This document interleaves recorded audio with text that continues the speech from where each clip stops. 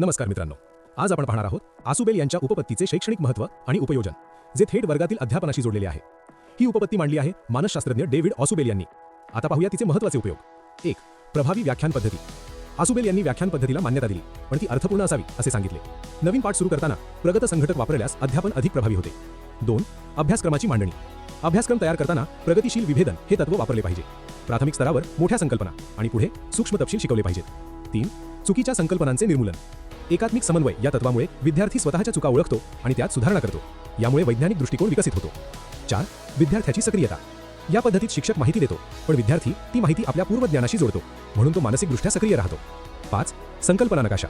ही संकल्पना विकसित केली आहे शिक्षणतज्ञ जोसेफ नोव्हॅक यांनी। हा नकाशा माहितीमधील संबंध स्पष्ट करतो आणि आज जगभर वापरला जातो। शेवटी लक्षात ठेवा, आसुबेल यांची उपपत्ती शिक्षण अधिक सोपे, अर्थपूर्ण आणि प्रभावी बनवते। अशाच सोप्या आणि प्रभावी पद्धतीने मानसशास्त्र शिकण्यासाठी चॅनल सबस्क्राइब करा आणि व्हिडिओ लाईक करायला विसरू नका।